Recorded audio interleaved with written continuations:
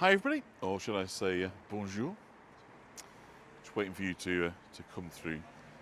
Nothing as yet, but hopefully you can see and indeed, of course, hear me. Hello, Susan. It's good to see you. On you come through. So give us a shout out when you can see and, of course, hear me. That'd be great. Hi, Susan. I hope you're well today. A little bit of breeze, so bonjour, Tish, Jean. D'accord. Either John or Jean today.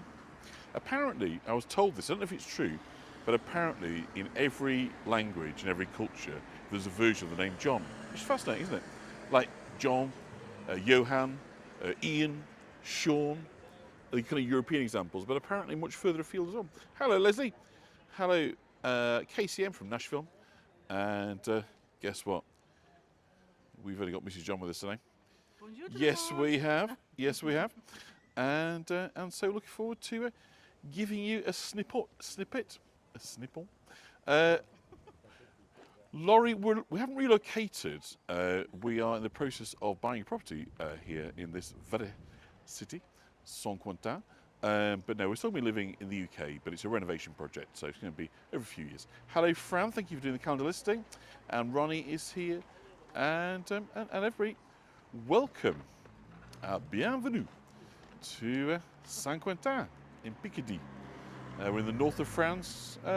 We are a couple of hours drive from Paris, a bit quicker, hour and a quarter on the train.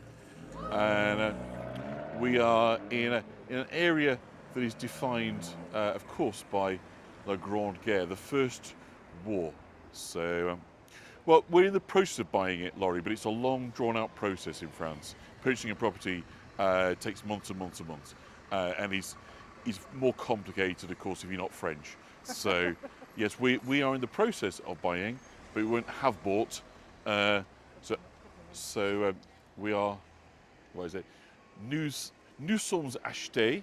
So we are buying, rather than nous allons acheter. We have bought. So we're in the process of buying. Excuse my dodgy French. There's people on here that are much better French than me. Do pick me up on it and let me know. But I'll try and drop in a little soupçon of French language as we go along. Hello, Satyam. How are ye? So you can hear a siren behind you. So have we got any fluent French speakers? I was with the delightful Alex Laporte, or Mrs. John now, with the delightful Alex Laporte yesterday in Reims, which I always thought was Rheims, but that just shows what I know. But it's spelled R-E-I-M-S, and Reims and Epernay are the capital of the Champagne region. So a very affluent city, as you expect, that gives its name to Champagne. So we were there yesterday, and we had to try some. Yeah, we did. Bought a bottle. We have a bottle of champagne this evening, ce soir, as they say around these parts. Is Mrs. J? What would you suggesting that I'm not fluent, Laurie H? Is that what I'm getting from there? No, we are both. Kind of beginners. We have a little knowledge, but enough to get by. We can go and order drinks and food and places to stay, and we can find places. We can make stuff understood. So Ronnie loves France. That's fabulous. The Francophiles on here. Hello, Natalie from the Netherlands. Bonjour à tous. Comment ça va, Natalie? How are you? So we'll just try and sprinkle a little bit of the lingo in as we go along for those that aren't really exposed to it. But it's one of those languages that you sort of think you don't know much, but actually an awful lot of the words are very similar to English. And the reason for that, of course, is we were conquered by the Normans, who weren't the French because France didn't exist then. But nonetheless, the Normans, under William I, William the Conqueror, came and conquered Britain. And of course, they brought their language. So the French language and the English language gradually become sort of merged, if you like. So many of our words, what we think of as English words, are actually French words, often pronounced a little bit differently. So actually, when it comes to it, when you look at French text in front of you, often you're able to read perhaps more than you're able to listen to and understand or speak. Pronounce is a French word. And Natalie is crazy about the French chanson. So chanson, of course, is a song in French. So is that French songs or French singers, Natalie? Bonjour, Linda, New York. comment allez-vous? William the Bastard, there's Leslie from London bringing the tone down, as ever, but William the Bastard, that was what he was known as. So I think we're about kind of on schedule, a French word. So let's kind of drop in a few of these French franglais words as we go along, and hope you enjoy it. So we've got a shade under an hour. We're definitely finished for Ian. We're not going to trap over him. So what I'm going to do is give you a quick kind of spin, so a bit of panorama, and then I've got a kind of a knockout building to start with. So a little bit about Saint Quentin. Saint Quentin, his background is kind of medieval, really, all the way back. Across into the distance there, we've got a bridge over the Canal du Nord, and alongside it, the River Somme. So, of course, this area of France, notorious, if you like, you know, we can't detach it now from the slaughter on the Somme in 1916. But this is, you know, a city that was transformed by La Grande Guerre, the First World War. Insofar as that in 1915, this was overrun by the German army in early 1915, and for almost the duration of the Grande Guerre, from 1914 to 1918, this was held under German command. Consequently, in the last few months of the war, in 1918, it came under enormous bombardment by the Allied forces, by British, American, Canadian, Australian, New Zealand forces, looking to smash through the Hindenburg line, this line of fortifications. And so 80% of this city was destroyed. Chanteuse, thank you, female singer, Leslie. So 80% was destroyed, so it came to rebuild. Now, after the war at the Treaty of Versailles, the Germans handed over a huge cash check for basically recompense, the French word récompense, a French word, okay, to cover the costs of the war. So the rebuilding began to take place. And fascinatingly, in this city, it focused on Art Deco. So I'm going to start us here in this building in front of us. I'm not sure how familiar those of you are with Art Deco. It sort of starts sort of before the First World War. Then it's kind of interrupt, another French word. But then, because they are very cash rich, they can afford to appoint the most fashionable architects here in northern France to rebuild. And so this becomes France's first city of the Art Deco. And, oh gosh, Art Deco is a kind of, I'll get the gimbal going in a second when we walk on, is a sort of strange sort of blend of kind of cubism, lots of kind of straight lines, the arcs of nature, and then everything's kind of very simplified. It's a kind of rejection of Art Nouveau, which is kind of very, very kind of floral, very decorative, kind of nymphs and legends. And so it is a kind of a new form of interesting brutalism that is about lines and contrast and colours and texture. So we're going to go across the crossing. I'm just going to reset the gimbal while I do. So just it'll come off for a second and then we'll go back up on the other side and we'll get some closer. Bear with me one sec. Yeah, the gimbal, they fight you. So there's over 3,000 Art Deco facades here. Obviously some are, if you like, more memorable than others, but I'm going to try and share as many as I can through. One sec. Can you just push that cable in? Gently. Is that in? Thank you. No, that's not in. That's it. Thank you. So I'm hoping you can see and hear me. We'll just catch up with that, which accidentally had an attack of the gimbal. The dreaded gimbals. So just let me know if you can hear me, and I'm going to try and give you this building. Fantastic, thank you. So we're going to cross the road, sort of come a bit close to it, but you see a lot of contrast with these deco buildings. So the contrast in the brick and the concrete. Concrete, of course, was a new building material. It was cheap, so it's not stone. What looks like kind of stone elements is concrete. So again, it's a blend of materials, but also arcing back to ancient. Look at this. What's this? This is redolent, isn't it, of one of Ian Braisby's Norman doors. So they're taking elements of the past but reinterpreting them with modernism. And of course, most famously, inventing new forms of graphic design as well. So the conservatoire, the conservatory, the music, the theatre, three French words that we can all easily understand, is the kind of Art Deco is a way of life. It's not just a form of kind of architecture that influences fashion, music, buildings, typology, advertising, and. So not all the buildings are Art Deco here. Some of them were rebuilt in a classical French style, but there was a bit of a sort of government ordinance, I think, as I understand it, that said it can't be bland. Either it's kind of got to be like Belle Epoque, which kind of style that you got here, classical French, or very, very kind of modern. Or if it's medieval, we're going to see as it's going to tour towards the end of the tour.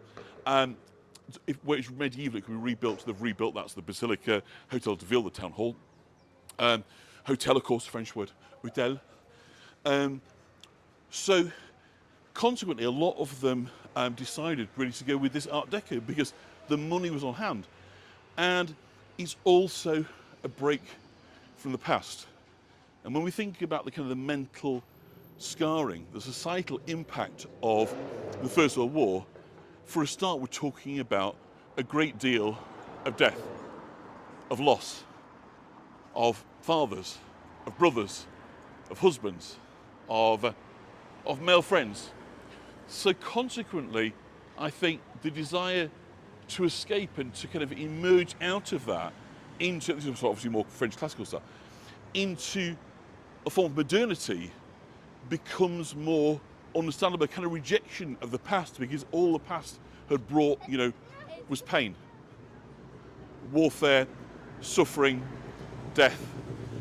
I think it kind of makes it easier to understand, and of course don't forget it's not just about the death, you've also, of course, you've got those that came back wounded, blinded, amputees and so forth. So very much of a scarred France that had gone into the war in 1914, thinking it was going to be a jolly jaunt over in a few months. It turned into a horrendous experience for them. So I think set against that, you can understand why they would embrace the 1920s with kind of vigour, with the enthusiasm to embrace the new, the nouveau. All right, it's not Art Nouveau, it's a rejection of that. We're going to look over down this street in a minute, but I just want to take you down a couple of streets. And I must say, we nicked quite a bit of the material for this tour from a tour that we did a couple of days ago, a self-guided tour. But look at this here. It's so lovely, all the decorative elements on the buildings.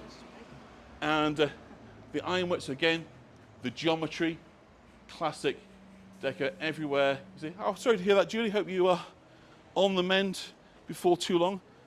But this building on this corner here, I think, is probably one of the ultimate Art Deco buildings. But I think we'll look at it on the way back because we need to be in a different position. I want to just take you down here first, just show you a couple of buildings that we found on the self-directed tour. So this is the building I want to show you, but it'll look a lot better from a distance. But again, using concrete, using steel, using glass, it's a rejection of the historic classical building materials. But in doing so, they're creating an entire new language of architecture and construction. Obviously, a steel frame building replaces the need for wood. So, you've got a wholly different, non-organic element to a building. This building, if you see it, it's like an exoskeleton here. You'll see, we've got steel platforms, steel, uprights. They're kind of holding it together. It's an entirely different approach to building. So, Art Deco really is not just a style; it's an approach, modernity, everything about the new. And so, when we think about the new, 1920s is the great embrace of the automobile. Freedom was now to have a car, and those that had money, and of course these stories are always about the folk that have got money. The thing to do was to have a beautiful car, maybe a Mercedes-Benz or a Bugatti or, some beautiful car to drive along. And of course then people wanted to incorporate these into how they lived. So the house we're going to show you in just a minute or so is very unusual insofar as it incorporates a garage, almost a bedroom for the car, which I think is a kind of lovely idea of this idea of modernity and freedom. And of course, going from northern France being, mud fields and smashed to hell to being rebuilt, with roads and with kind of practical, you know, the ability to get out and about again. You can see again, it's leaving that past behind that's been so difficult for everybody, and closing the book. Here is the prefecture. So again, not Art Deco, classical French art. But bear in mind, not every building, of course, was knocked down or bombed entirely. You know, obviously some survived, but 80% were destroyed here. So you really are looking at, you know, a city that's been entirely kind of reconstructed. But as I say, those with the deepest pockets were not looking to rebuild in the traditional French style. They were looking to implant a version and a vision of themselves upon the city so that they become part of the city by creating new art. I think this house here is a really kind of fabulous example of this. Motifs to look out for here, very, very common that we're going to see on other buildings as we go around. In the Art Deco style, the cut corners. So if you look at the windows, the mullions above the windows, we've not got straight lines, we've got cut corners, a really, really kind of classic Deco style. If we come over here, you'll see the decoration of the facade with tiles. So again, it's a mix of media that we're seeing here. Look at the lines of the metalwork. First the bowing, but also the arches, as you might say.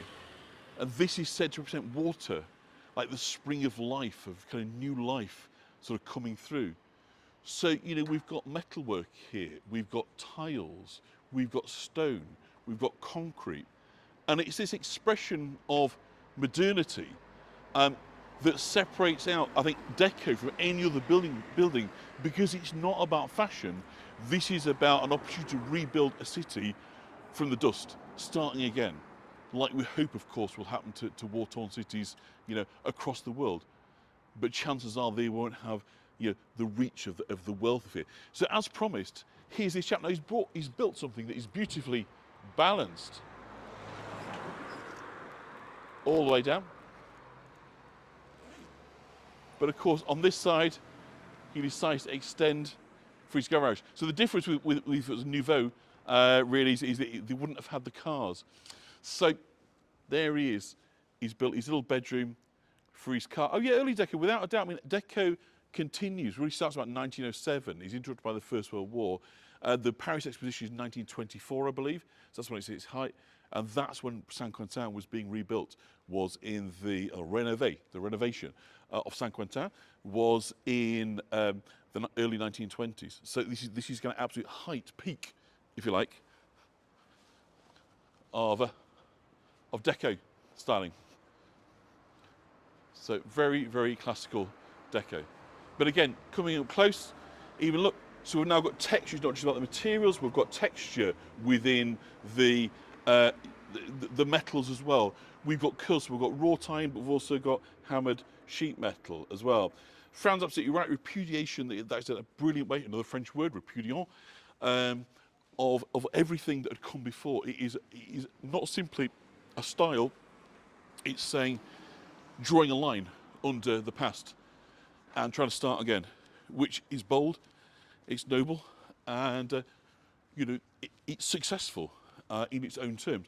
But of course, it's also exclusive. You're not getting people, you know, from the working classes being able to afford architecture. So our first glimpse over here of the Basilica, just sort of sitting behind us. So I'll give you a sneaky peek of the medieval cathedral, which of course was very, very heavily damaged, but then rebuilt. So nothing really kind of got away in this sector of northern France. And of course, it was the shelling that really did the damage. It wasn't the hand-to-hand fighting, it was the constant shelling over weeks and months and years that just ground buildings into the dust. It wasn't like the Second War where there was kind of tank damage. That was pretty minimal during the Grande Guerre, the First War, but it was the shells flying in. And of course, you know, Saint Quentin's location on the Hindenburg line, which is a very, very heavily fortified line where the Germans had dug in, meant, of course, they felt they needed much heavier munitions to sort of smash out. So consequently, even in comparison to some other relatively nearby towns and cities, Saint Quentin really took a huge hit in destruction, a French word. So, I mean, look at this building in front of us now. This, to me, is the absolute kind of peach of them. I mean, this is the picture that I put yesterday, I think, when I was listing the tour. It's got everything. So, again, look at the patterning on the end, the tile work. So we've got colour, we've got texture, we've got ceramics, we've got steel, we've got brick, we've got tile, we've got echoes of classical French building, classical Italian almost. And yet it's his own entire, but look at the window design. Could be Charles Rennie Mackintosh, couldn't it? The Glasgow School. Look at those lines. You couldn't wish to see anything that is more authentically Deco in its execution than this building. And of course, this was a great department store, because what was also the 20s, it was a great flourishing of fashion. The point made very well by an expert we were listening on our earpieces on the tour the other day was, of course, that during the First War, the Grande Guerre, women went out to work because, of course, the men were away. Many of them in industrial centres, going and working in industry, in textiles, and so forth. I'll just give you a pause on that. I mean, look at that. Isn't that a doozy? So, of course, once the war came and of course came to the end, and the men, of course, a lot fewer of them than perhaps set out, came back, you couldn't put that genie back in the bottle. The women weren't going to sort of meekly go back to work. You know, the First World War was a great driver for universal suffrage, as we know, across much of the world. So women getting the vote. And so you also get then this implicit rejection of female femininity, as you might say. And perhaps with good cause, with so many eligible bachelors, particularly in the kind of upper class, the officer elite, having been killed, the object of finding a husband was that much harder. So this is perhaps the era when girls just want to have fun sort of begins. And, you know, you've got women thinking about fashion, thinking about the dancers, the jazz music, the Charleston, okay, the flapper, you know, dresses that are no longer decorous and go down to the ankle, they are around the knee, and they've got tassels, so when you dance, they kind of swing around and whirl around. It's a decade of unalloyed fun. It's hard to think, really, particularly when we look back and think what was going to happen in the 1930s, the shadow of fascism and the war and so forth, that it was such an unalloyed period of happiness, and of course until 1929, and the Wall Street crash and the world economy kind of goes down. But in that period, sort of before, so here's a final view of this building. Doozy will be a French word, yeah. Look at that. Is that the can? A little bit earlier, but yeah, absolutely. So real fun. But, you know, I think whereas the can is obviously women in servitude to male pleasure, I think a lot of the 20s, the dancing and the jazz age, it's about women enjoying themselves. Independence. The long cigarette holder, you know, the long gloves, you know, that whole kind of look, you know. So there's kind of so much going on there. So Monoprix, so now is a, you know, kind of mid-level, a kind of bargainy kind of supermarket. But this store, and again, showing huge echoes and elements of Art Deco,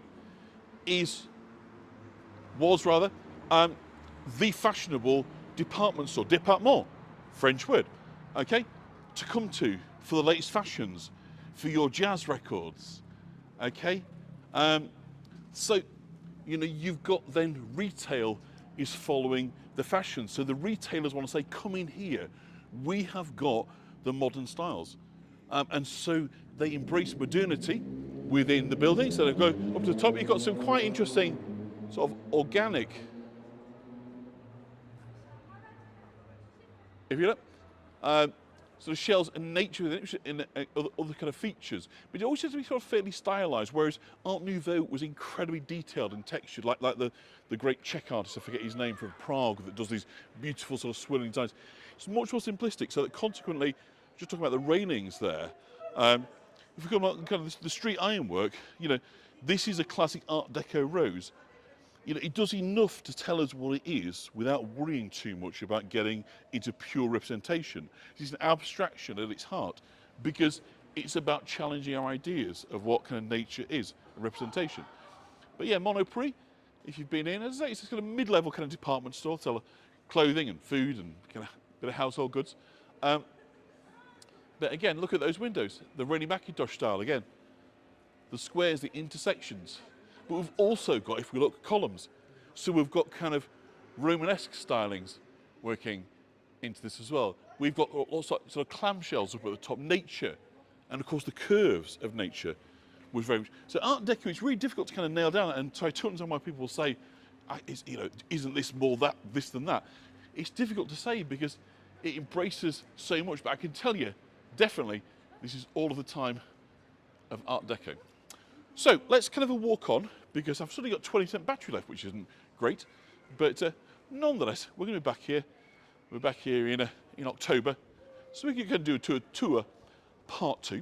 But let's go and have a look at the square. So, of course, like every French city, the place in the centre is, of course, the kind of centre point of the square. And again, I would say this is, really decorative. Most people haven't really been, not really aware of Saint Quentin. I wouldn't say it's probably, you're not going to find it in rich Reeves. I wouldn't think.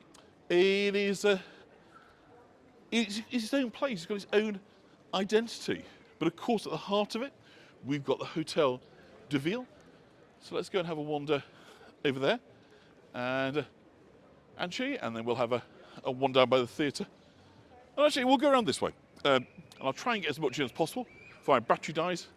Sorry, I thought I had more battery power today, but well, we are. So the square's right. So again, look at the ironwork. This is for drainage, but Not any old drainage. it's not any drainage, is it? It's it's ornate. It's decorated. Decor, French word. How many French words have we covered today already? It was 100 French words.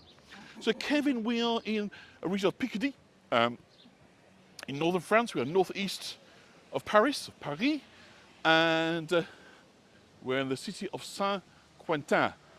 Yeah, drain, exactly. Things can be functional and beautiful. It is, the two are not mutually exclusive. It seems that in urban design, we've forgotten that it is entirely possible to build something that is both decorous and beautiful. Beau, of course, pretty, French word. So this, by the way, this chap over here, I can't remember his name, so forgive me. I'll Google, I'll put him on Facebook afterwards.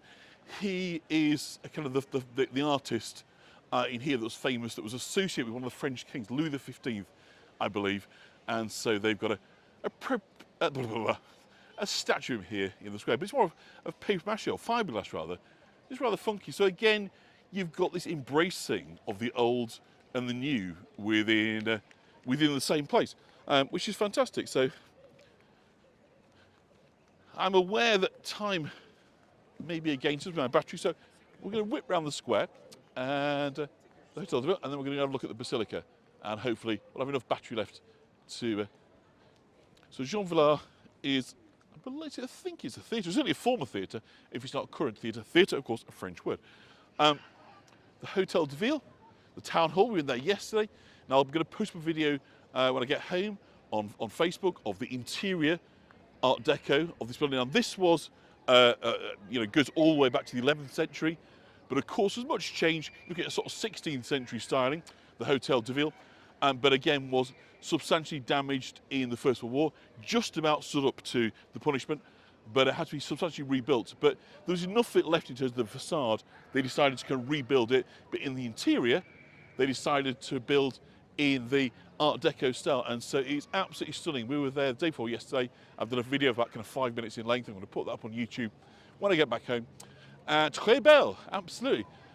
So, I mean, it's very Flemish in style. You could be in like Ypres Town Hall, if those are familiar with Ypres, which of course another very important kind of World War I, Grande Guerre destination. Maurice, come on to our tour. Thank you, Saint-Yam, that is fantastic. That's why these are such a joy, because we have a collaboration, a French word, a collaboration, with our viewers, with our voyagers. It's not simply one-way traffic. I bring you the sights and you bring me your perspectives. So let us have a kind of wander down then into the basilica, okay? And other cobbles as well, yeah, okay. So again, another, if you look at the design, it's pretty hard close up. We've got swirling patterns. They're like seashells. So again, you've got the opportunity to create something that is not merely functional, but it's got an aesthetic appeal and a statement to make. It's referencing back the curves of Art Deco. So these might have been done 20 years ago, 10 years ago, but they've embraced this Art Deco as part of their identity, French word, okay? So there is a consistency now, I think, in the way that we're kind of approaching. So again, this bow front up here, the brickwork, absolute stylistic Art Deco. But in front of us, of course, we've got something a good deal older, much more medieval, French word. Media means the middle, by the way. The media, the middle, the period between the Dark Ages and what's called the Enlightenment. So the bit in the middle, the medieval, they just called it the middle bit because no one would care. Now we're fascinated by the medieval. But it was really a very defamatory term, really. So what we're going to do is we're going to have see if we can just pop through the door. I'm not going to talk if we get in, and I don't know what the signal's going to be like. It might cut out because obviously it is a great medieval stone cathedral. But if the signal holds up, I'm going to walk us around and spend a couple of minutes in here because it's absolutely stunning. There are 7 fabulous cathedrals, French word, cathedral, in Picardy. We were at one, Reims, yesterday.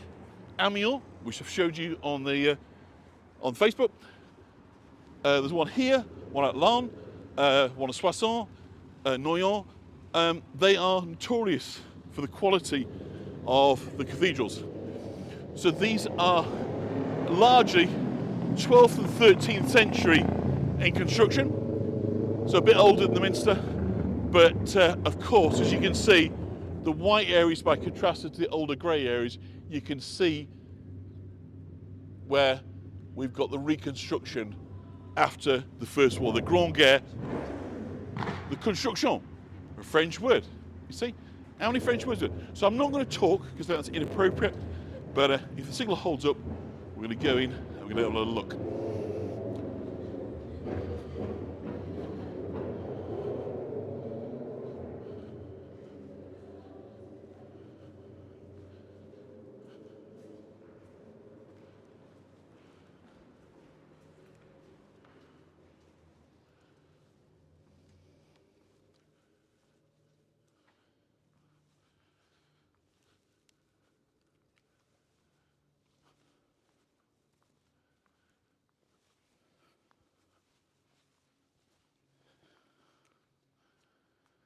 It's a maze.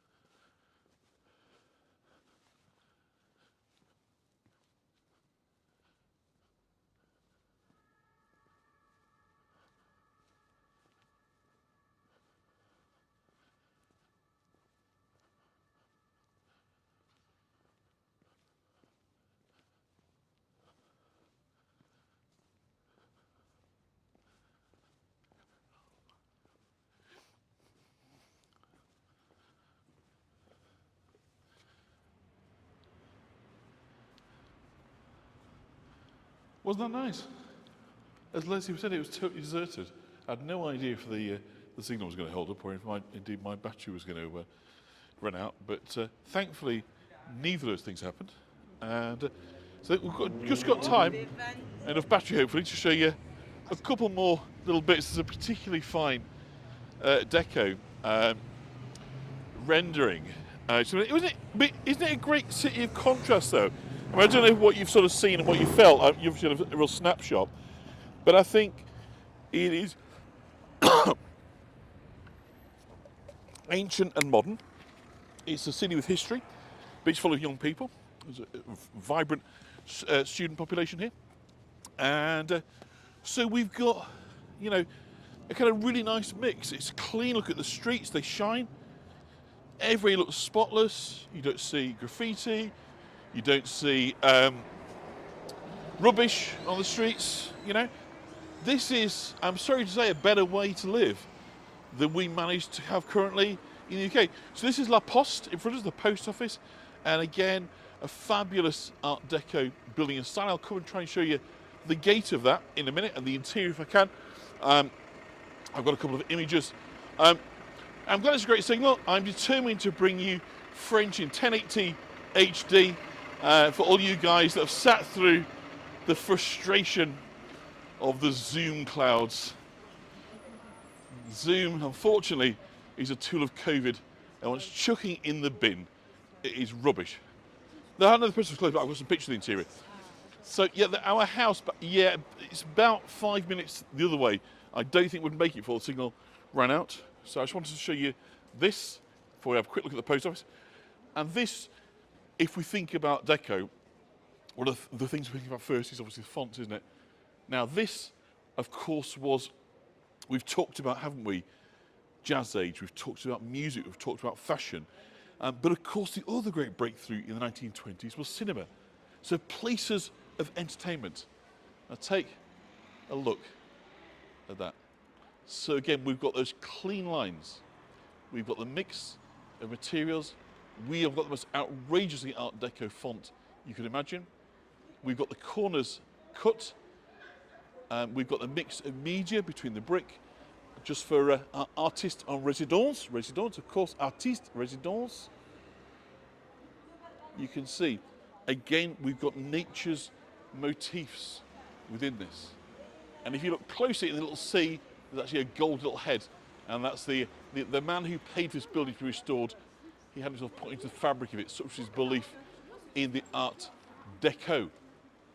So decorative art, the decorative arts, French words. So isn't that fab? I'll tell you what we'll do. We will walk on. I will show you La Poste, and hopefully I can show you a couple of things. And then next time, when it's actually our house, then not only will I show you the outside, we will show you the inside as well. So, not going to get any further in it. We'll go and show you the gates. Then I've got a couple of images inside, because again, this was a building at the post office, La Poste. Look at the clock. The clock, classic Art Deco in its design. Very, very simple. A style that kind of went on to inspire, well, still inspires designers today. You know, the toolbox, you know, of most graphic designers is shot through with graphic design references, so with Art Deco references. So it's kind of not lost. It hasn't left us. It's been so integrated now. Hello, sir. That, you know, we very rarely see in its purity now. What we see is its distillation of the French word, into our cultural forms and norms. That make it harder for us now to kind of pick out. But look at this metalwork in here. And again, I apologise, it could cut out at any minute. But look at this brick archway. So again, the archway echoing the cathedral. But look what we're doing with the bricks. Look at the texture we're creating. Textural elements. With the metalwork, with the gates, with the shapes, with the styling. It is a kind of wonderful juxtaposition of brick and metalwork, but something that could, in the hands of most urban designers, let's face it, including many of them in York, have been so ordinaire, French word, but instead it turns into an absolute triumph of the Art Deco art form. And so, to sort of conclude this tour and your kind of first view, your first look, view of course French word, at Saint Quentin has been an attempt to put it in its context, which is an historic city that suffered such catastrophic damage in the First World War. They had no choice but to rebuild. But rather than rebuilding it as it was, it chose to embrace modernity in its lifestyles, in its fashions, in its art forms, in its buildings, in its belief in a better future, a future without war. Now, of course, that optimism was soon to be dashed. The 1929 Wall Street crash, the sort of following crash of the worldwide economies, put an end to that kind of optimism. But I think there's something very beautiful, that there's something about the power of the eternal human spirit to rebound from disaster, devastation, and death, devastation, French word, and to rebuild. And perhaps in it somewhere is inspired by the faith, the afterlife, the rebirth. So I'm going to leave you there, and I'm going to flick you over because we're about to lose all battery power. So for Mr. John, I do hope you've enjoyed your first little take on Saint Quentin. I am utterly beguiled by this city. It's going to really grab me. We're going to see Saint Quentin, but we're going to see the sights of Picardy. Once we're here and I'm renovating, there are so many wonderful places to take you and show you, and of course from Paris from time to time as well in HD.